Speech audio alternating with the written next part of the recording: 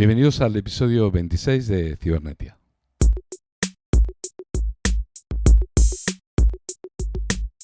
Hoy vamos a hablar de cómo reentrenar modelos de forma eficiente. Bueno, esto es una problemática que siempre aparece. Es decir, yo tengo un modelo y este modelo quiero hacerle un fine-tuning. Es decir, lo que quiero es adaptarlo un poco a mis necesidades. Entonces, para esto, claro, lógicamente, tengo que hacer un proceso de recálculo. Lo que viene a decir este paper es que tenemos pues un modelo matemático que nos permite utilizar menos computación para poder obtener en modelos que no son muy complejos unos resultados realmente equivalentes, pues con una capacidad o con una necesidad de cálculo notablemente inferior. Y esto es la gracia de todo este proyecto, entonces, y de todo este paper, ¿no?, que plantean. Además lo plantean dentro de un entorno bastante restringido, pues de una manera muy concreta. Si quisiéramos explicarlo esto de forma que lo pudiéramos entender desde una perspectiva matricial, o sea, ya ahondando un poquito en el cálculo, ¿cómo lo harías? A ver, antes de empezar a explicar los tecnicismos, creo que es importante contextualizar un poquito más. Este tipo de esfuerzos entran dentro de lo que se llama PFT. Uh-huh. PEFT, Parameter Efficient Fine Tuning. Uh-huh. Es decir, dentro del campo del reentrenamiento o recalibración de los modelos, de las redes neuronales, hay un subcampo que lo que busca es cómo ajustar los pesos de nuestra matriz de forma eficiente. En realidad, para hacer una predicción, para calcular algo con una red neuronal, no todos los pesos tienen el mismo impacto en el resultado. Algunos tienen más impacto que otros. Por eso, cuando nosotros entrenamos un modelo para que lleve a cabo una tarea en concreto y le pedimos que lleve a cabo otra, pues no funciona tan bien, porque el patrón que ha calculado está adaptado a esta tarea. Sí, correcto. ¿Mm? Correcto. Vale. Imagínate un modelo que, por ejemplo, pues puede hablar, puede generar texto, mejor dicho, en español y en inglés. Uh-huh. Cuando yo le pido que genere el texto en inglés, no tendrán el mismo impacto todos los pesos que se utilizan cuando genera la respuesta en español. Correcto. Vale. Visto esto, lo que están buscando la gente que investiga en este campo es encontrar qué parámetros son los que se tienen que ajustar para la tarea que quiero llevar a cabo. Y ahí la eficiencia en el fine tuning, el PEFT. Correcto. Bien, ¿cómo se llama esa técnica? En concreto, la que aplican aquí es LoRa, que es Low Rank Adaptation. Y esto forma parte del subcampo del entrenamiento por refuerzo. Perfecto. Tiene que ver con el rango, rango bajo, adaptación de rango bajo. Sí. Eso quiere decir que de alguna forma está enlazado con el concepto de rango dentro del cálculo matricial. Exacto. Bien. Exacto. Recordemos entonces el concepto de rango, ¿no? El rango son las filas por las columnas de una matriz. Y a partir de ahí vamos a empezar a trabajar con ese concepto matemático sencillo, a un poquito refrescar esos conocimientos de matemática básica, sobre todo en tratamiento matricial, y ver de qué manera maravillosa se ha utilizado para poder optimizar este proceso, ¿no? ¿Y por qué se habla de matrices aquí? Bueno, lógicamente, matriz está intrínseco en la propia estructura de la inteligencia artificial. Es decir, el cálculo matricial es la base sobre la cual se sustenta todo el desarrollo de las redes neuronales. Así que vamos a trabajar con matrices desde el momento en que lo que estamos haciendo es trabajar con números, que esos números posteriormente procesamos y tratamos y ordenamos dentro de un formato al que llamamos matriz. Entonces, en realidad podemos decir que cuando trabajamos con redes neuronales, trabajamos con matrices. Y los Básicamente. pesos serían, ¿no?, como los elementos de la matriz. Totalmente. Vale. Es como trabajar con una hoja de cálculo, en la que cada celda tiene un impacto en el resultado final. Correcto. Vale. Entonces, vamos a ver el estudio en cuestión. El estudio es este de aquí, ¿vale? Se llama... Aquí. Se llama LoRa Without Regret. Y es muy curioso porque es un estudio que ha publicado la empresa de Mira Murati, ex CTO creo que era de OpenAI, y ahora tiene esta empresa de aquí, Thinking Machines. Thinking Machines, toda una revolución, Sí. Es muy interesante este estudio porque lo que plantean es lo siguiente. ¿Y si existiese una forma de no tener que ajustar todos los pesos de una red neuronal para conseguir unos resultados verdaderamente útiles. Es decir, hacer un fine-tuning rápido. Exacto. Vale. Entonces, ¿qué es lo que proponen ellos? Ellos dicen, bueno, vamos a ver aquí cómo sería el cálculo matricial si yo, en vez de utilizar toda la matriz, es decir, todos los pesos de la red, utilizase una porción de esta matriz. Bien, de acuerdo. ¿Qué significa B y A? Son dos matrices, ¿de acuerdo? Vamos a ponerlas un poco más aquí, ¿Sí? a ver si así las veis. Perfecto. Sí. Muy bien. Tenemos dos matrices. A la derecha podemos tener una matriz regular, ¿no? Misma fila, misma cantidad de columnas, ¿no? Y a la izquierda tenemos dos matrices, ¿no? Que son con rangos que tienen que ser compatibles para poder operarse entre ellas, multiplicarse entre ellas. Ujú. Entonces esto es importante que entendamos que se reducen a esas dos matrices, una matriz A y una matriz B, en el que el número de columnas que tiene A y el número de filas que tiene B se puede intercambiar, los que significan que tiene que tener el mismo rango para poderse operar matemáticamente. Y de esa manera conseguir que los cálculos sean más rápidos y afinar el modelo sin tener necesidad de hacer un fine-tuning de todo el contenido matricial del modelo. Exacto. Entonces, con el ejemplo que podéis ver detrás nuestro, aquí detrás de mi cabeza, veis la matriz original. Esto es todos los pesos de la red neuronal. Como podéis ver, tiene el mismo número de filas que de columnas. Es un cuadrado. Correcto. Si aquí tuviésemos 10 filas y 10 columnas, podríamos decir que tenemos 100 perceptrones. Correcto. ¿No? 10 por 10, 100. Vale. Si yo tengo que multiplicar esta matriz por sí misma, son 100 por 100 igual a 10.000. 10.000. ¿Vale? 10.000 unidades. Ahora bien, mira lo que plantean. Aquí al lado veis otras dos matrices. Esta de aquí tiene las mismas columnas. ¿Veis que la parte de abajo es igual que La misma esta? columna que la verde. Exacto. Que La cuadrado. azul tiene las mismas columnas que la verde. Pero la blanca tiene las mismas filas. Correcto. Porque es igual de alta. ¿Vale? Una es igual de alta, la otra es igual de ancha. Ahora, ¿dónde difieren? Pues si esta tiene las mismas filas, tendrá columnas diferentes. Y si esta tiene las mismas columnas, tendrá filas diferentes. Correcto. Cuando decimos que tienen que tener el mismo rango, queremos decir que entre ellas lo que tiene que estar en común es la cantidad de filas y de columnas. Correcto. Como podéis ver, esta de aquí, la azul, tiene una altitud igual a la anchura de la blanca, ¿no? Entonces, la azul tiene la misma cantidad de filas que columnas tiene la blanca. Bien, de forma que si yo multiplico fila por columnas de la primera y fila por columnas de la segunda, me tendrá que dar el mismo número. Y Exacto. de esa manera tengo el mismo rango, con lo que quiere decir que la puedo operar en operaciones como multiplicación, suma, etc. Exacto. Entonces, fijaos cómo es el tema de la reducción. Si yo en esta matriz original hago 10 por 10, 10 filas por 10 columnas, en esta matriz azul hago 10 por un número más chiquitito. Por ejemplo, por 2. Correcto. 10 por 2, que son igual a 20. 20. Y en esta otra hago 2 por 10, Que es 20 también. que es 20 también. Entonces, donde aquí, con este cuadrado, multiplicándolo por sí mismo, tendría que hacer 100 por 100, 10.000. en esta tengo que hacer 20 por 20. Claro, eso es absolutamente diferente. Claro, no es Claro. lo mismo hacer 100 por 100 que 20 por 20. Son Ujú. órdenes de magnitud de diferencia. Claro, 400 frente a 10.000. 400 frente a 10.000. ¿Veis la reducción? Si yo en vez de utilizar la matriz entera utilizo matrices reducidas, puedo hacer que el cálculo sea mucho más pequeño. Y esto es precisamente lo que ellos plantean. Dicen, bueno, como yo tal vez no necesito todos los pesos de la matriz para poder hacer la predicción, ¿y si la recortamos con esta técnica? ¿Y si hacemos dos matrices más chiquititas y las multiplicamos? Tal vez con lo que hay dentro de estas ya tenemos suficiente. Y voilà, ya lo consiguieron. Exacto. De hecho, esto lo han probado con modelos chiquititos, que están aquí abajo, son estos de aquí. Vamos a intentar ponerlos lo mejor posible. Primero veréis Que era estos de aquí. creo que era el Tulu 3 o ¿no? Primero veréis estos de aquí y luego veréis los otros. Los Vale. datasets que han utilizado, de hecho vamos a empezar con los datasets porque así lo veréis mejor, son datasets como este, que es Tulu 3, ¿vale? Y estos datasets, a ver si puedo El reducir. Tulu 3, según recuerdo, es simplemente una base de datos de conversaciones, ¿no? Sí, esto quería enseñaros un ejemplo, ¿vale? Lo que pasa es que es difícil enseñarlo aquí, ¿eh? Ah, mira, sí lo vamos a ver mejor. Vale.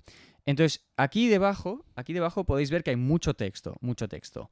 Si lo leéis un poquito, Es que se tapa un poco, ¿eh?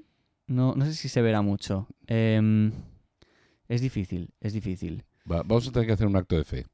Sí, pero lo quiero enseñar. Lo que pasa es que, claro, Sí, es complicado, es es complicado. complicado. A ver si viéndolo aquí... Ah, mira, así lo podréis ver mejor. Vale, podéis ver texto que pone contenido, etc, etc. Esto en realidad no son más que preguntas y respuestas. Hay una parte que es el usuario que hace una pregunta y luego el contenido que es lo que tendría que ser la respuesta del modelo. Son ejemplos de cómo tiene que responder el modelo. Correcto. ¿Vale? Igual que este, también lo han probado con este dataset de aquí que se llama OpenThought 3, que es otro conjunto de ejemplos de pregunta y respuesta.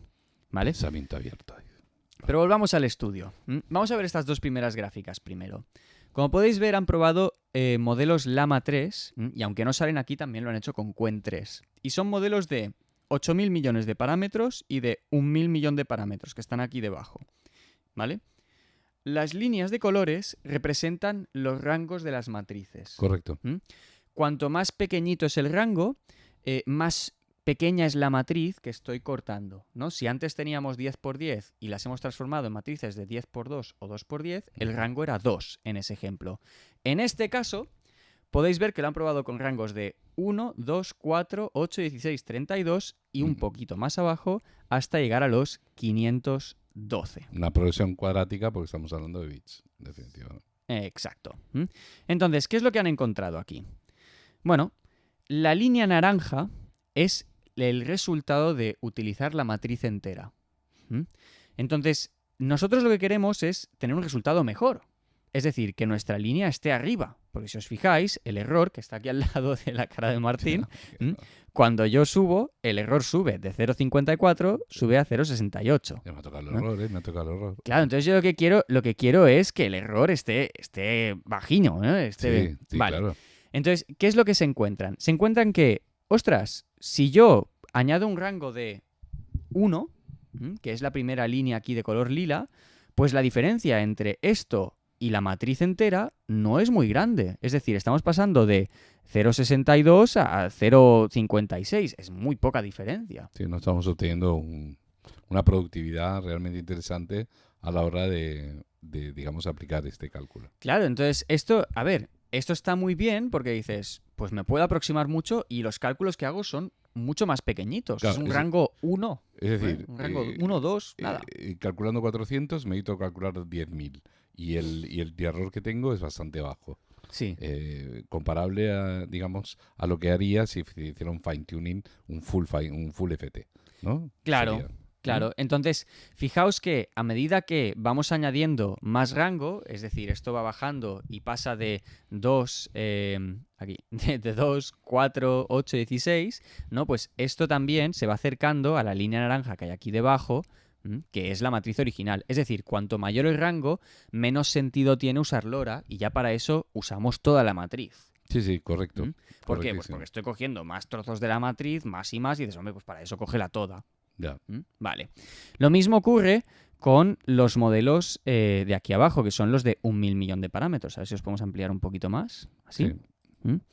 ¿Qué pasa? Pues que si os fijáis, yo aquí estoy muy cerca de lo que hay aquí debajo. A ver, gira un poco la cabeza. Sí, ¿Veis? Estoy muy cerca, apenas paso del 0,90 al 0,85 75 aquí abajo, ¿no? Entonces es una diferencia muy pequeña, sí. ¿no? Pero lo interesante es que hay un punto en el que incluso si cojo toda la matriz, o sea, me acerco mucho a toda la matriz, ¡epa! Estoy por debajo de la línea naranja. Entonces, aquí hay un caso en el que vale más la pena usar toda la matriz que solo una parte muy grande de esta. Correcto. Correcto. Muy interesante, ¿eh? Francamente, muy interesante. Sí. Las gráficas, el trabajo realmente está muy bien hecho. Es un estudio, quizás primigenio, porque también deja abiertas muchas puertas. Lo interesante es, evidentemente dentro de un modelo de Transformer hay diferentes capas. A mayor densidad, digamos, mayor necesidad de cálculo. Pero también es donde está la chicha, digamos, del modelo. Entonces, la parte, digamos, más significativa del modelo, que sería la parte donde están las capas de cálculo más densas, es donde realmente se debería aplicar ese tipo de reducción. De manera que se podría afinar y el impacto sería mayor si se aplica en capas, por ejemplo, capas MTP, MOE, que son capas ya más, digamos, de mayor densidad. No tanto en capas ligeras, ¿no? Donde no notaríamos demasiado ese fine tuning. Creo que en el estudio mencionan que las capas que más impacto tienen son las de activación y las que tú dices, las MOE y otras que son del mismo estilo. Pero esto tiene sentido porque al final son, como tú dices, las más densas. O sea, Sí, la MLP, que sería la capa más densa, que sería... Sí. MLP y MOE. Y MOE. ¿Por qué? Pues porque tienes más trozo del pastel, entonces estás editando una parte más grande de lo que representa el patrón general. Claro que va a tener más impacto. Claro, en un modelo de Transformer, por ejemplo, la MLP es la capa de mayor densidad, que es donde está, digamos, el procesamiento, es donde están todos los criterios. Pero también el MOE, que son modelos que son relativamente nuevos, también se ve afectado por ese tipo de algoritmo, digamos, de aprendizaje rápido, por decirlo de alguna manera, fine tuning rápido. Entonces, es interesante que eso lo tengamos en cuenta porque cuando nosotros tenemos un modelo que lo que queremos es hacerle un fine tuning, pensemos que el modelo, primero, cuanto más pequeño sea, mayor impacto tendrá. Cuanto más lo apliquemos en capas de mayor densidad, también tendrá mayor impacto. Eso quiere decir que tendremos de alguna manera mayor rentabilidad usando un cálculo inferior.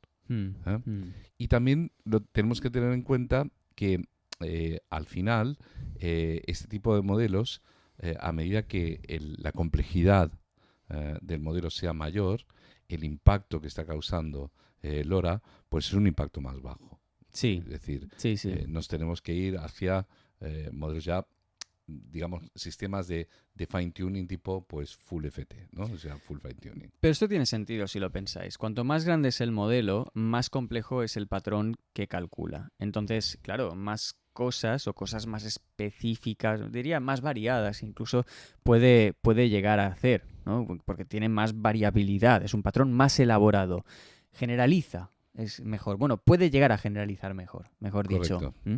Esto hace que, claro, la técnica LoRa que está preparada para especializar al modelo, ajustando esos pesos, ¿no?, para la tarea concreta, pues tenga que aplicarse con más delicadeza y no se puede aplicar de esta forma bruta. Ellos mismos lo dicen en el estudio. Dicen, a ver, aquí lo que hemos hecho es cortar la matriz.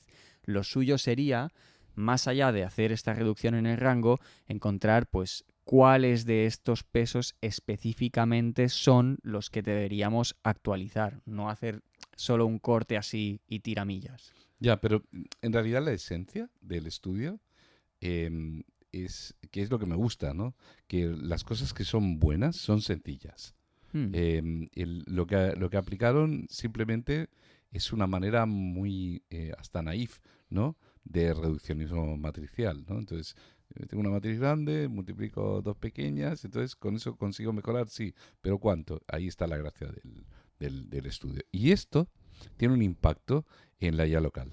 Sí, porque con el cómputo limitado, lo que nos están diciendo es que puedes llegar a un resultado igual que si actualizases todos los parámetros de tu modelo, actualizando solo una porción más pequeñita. De hecho, la métrica que ellos dan, que hace que el estudio sea tan llamativo, es que con LoRa tú haces 2/3 de la cantidad de flops que harías con full fine tuning. Es decir, los flops son floating operations per... sí, no recuerdo bien. Sí, per second. Sí, bueno, son operaciones de coma flotante. Operaciones en coma flotante. Exacto. Entonces, claro, lo que te están diciendo es, ojo, puedes hacer lo mismo con menos cómputo.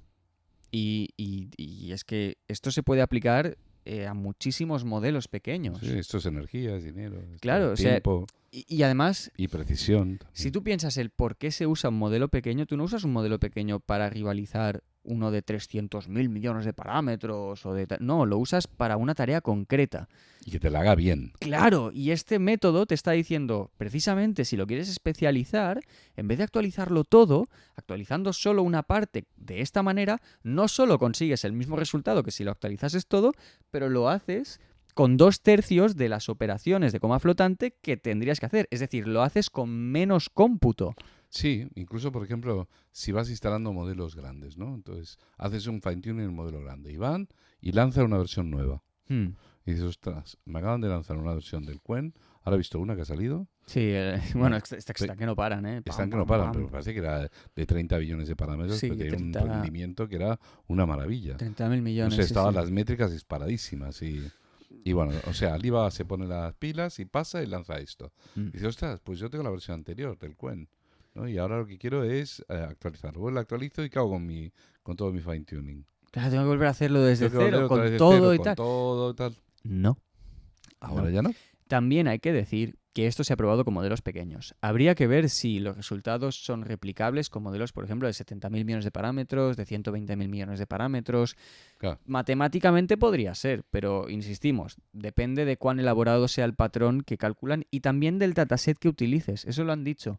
Si el dataset que utilizas es un dataset que pretende que el modelo calcule un patrón que le permita hacer muchas cosas diferentes, fallará más que si es un dataset que está preparado para que el modelo se especialice en algo en concreto. Ah, o sea que la variabilidad tiene sentido. Sí, de hecho, tú lo que quieres es, para este caso de uso, un dataset para que el modelo calcule algo muy específico, ¿no? Por ejemplo, clasificar este tipo de documentación, ¿m? Y entonces ajustar un modelo pequeño para que haga esto. ¿M? Ahí Correcto. es cuando tiene sentido usar lo que ellos han usado. Muy interesante, ¿verdad? Sí, yo lo veo fascinante. Yo lo veo fascinante. Estoy totalmente de acuerdo contigo. Pienso que, de alguna manera, qué interesante sería si, por ejemplo, a los chavales que están aprendiendo cálculo matricial, ¿no? Les enseñaran el cálculo matricial con una aplicación tan fascinante como la propia IA, ¿no? Qué Sí. motivación, porque yo recuerdo haberlo aprendido a base de sufrimiento. No, pero Pero, vas a bachillerato, estás aprendiendo matrices y que te digan, no, oye, no, mira, a esto se ver, puede aplicar aquí. es que esto es para que tu ordenador te arregle la carpeta de descargas. ¿Qué? Y entonces, ya ¿Cómo? por eso- Tal. Venga, tira a aprender matrices. Sí, Claro, sí. claro, no. Y volvemos otra vez a lo mismo, ¿no? Entonces, son investigaciones interesantes. Mira Murati, ¿qué me dices de ella? Mina Murati, ex CTO de OpenAI, una de las originales, junto a Ilya Sutskever, Greg Brockman y Sam Altman. Es la única mujer de la que yo tengo constancia que estaba en ese grupo de originales. Sé que se marchó después de toda la debacle que hubo con Sam al irse de OpenAI y luego volver con una posición mejorada. Pero desconozco, creo que la mayor parte de gente desconoce, de hecho, el por qué dejó OpenAI. Lo que sí que está claro es que no es la única que ha intentado forjar una empresa a raíz del éxito de OpenAI. El propio Ilya Sutskever también tiene otra empresa que está dedicada en la investigación. Pero bueno, que al final son todos de la misma tanda, ¿eh? Sí, no, está claro. Quizás el tema es que estas líneas de investigación que está proponiendo las liberan y son útiles para la comunidad y creo que eso está muy bien, ¿no? Y Sí, darnos esa posibilidad es importante, sobre todo porque nosotros creemos que el futuro de la inteligencia artificial pasa por una inteligencia artificial local, y pasa por el entendimiento de que esta herramienta se tiene que utilizar de una manera muy concreta, ¿no? Y está ahí donde está la clave. Cuanto más herramientas tengamos de ese estilo, cuanta más ayuda tengamos, más reducción de los procesos de reentrenamiento, de fine-tuning de los modelos tengamos, más posibilidades habrá de que las empresas lo puedan usar localmente con modelos que generen una productividad importante. Y yo creo que por eso este estudio ha valido la pena ponerlo aquí en la sí. palestra. Bueno, lo compartimos como siempre y Correcto. para los que queráis empezar a probarlo es una plantilla ideal para ver si podéis ajustar vuestros modelos de lenguaje natural de forma eficiente. Correcto, correcto. Lora, ¿Mm? ahí os lo dejamos. Esperamos vuestras preguntas, esperamos vuestros comentarios y nada, hasta el próximo episodio. Nos vemos. Adiós. Hasta luego.